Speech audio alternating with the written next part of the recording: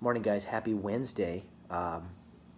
Sorry, it's been a few days since I touched base with you, but we're back again. We're um, more focused now, and I've realized what I need to do to stay more focused.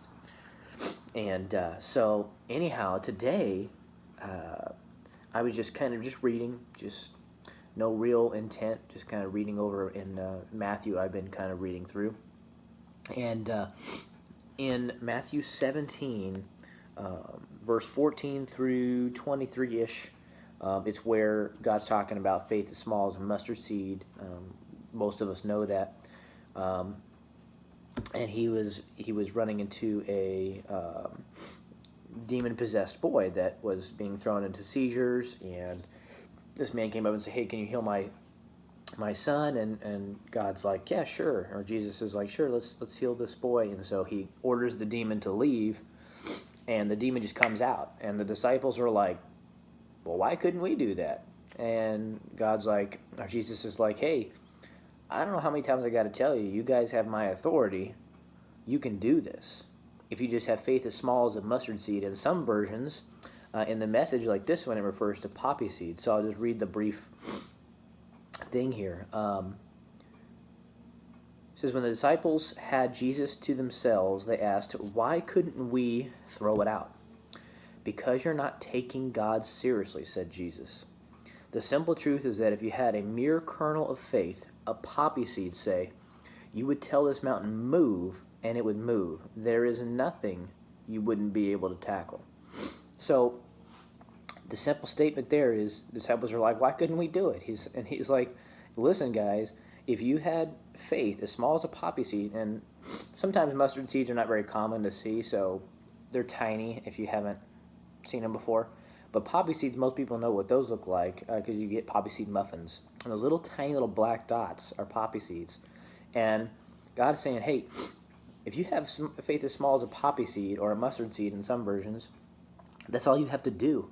Now, obviously, we can't quantify how much faith we have, but let me give you an example. You have faith that your car will start. You have faith that you're going to even wake up tomorrow.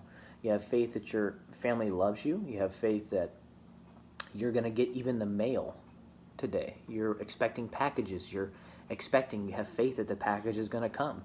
So we use faith in exercise every single day, but how often do we exercise it when it comes to God?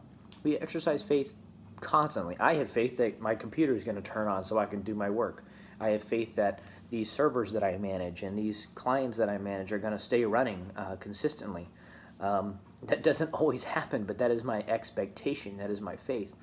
And through reading this, I felt convicted. How big is my faith? Is my faith smaller than a poppy seed? Because sometimes I feel like it must be, because I'm asking this mountain to move and it's not moving. You know what I mean? The mountains in your life could be debt. It could be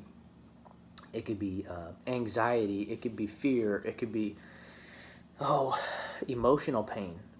Any kind of mountain, proverbial mountain in your life, and you're saying, "God, I need you to move this. I need you to take this from me."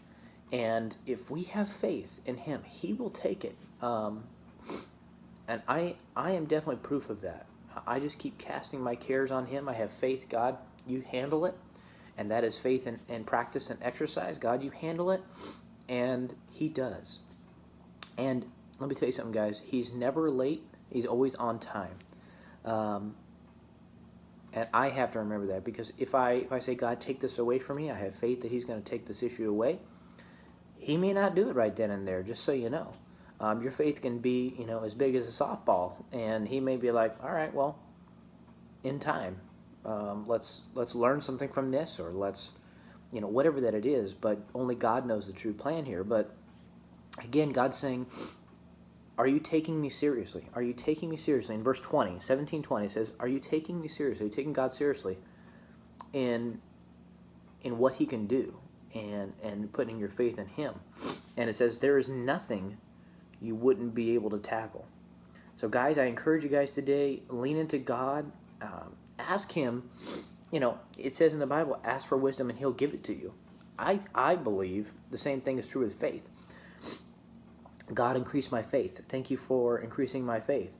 I declare, Lord, that my faith is strong, that my faith is as big as a softball, or whatever you want to say. But you're declaring and you're telling God that I know that your faith is in me. I know that you have given me faith. So increase it, Lord, and allow me to believe in bigger things than just small things. Your faith is saying, hey, Lord, I thank you that you have blessed my finances to make it to the end of the month. Or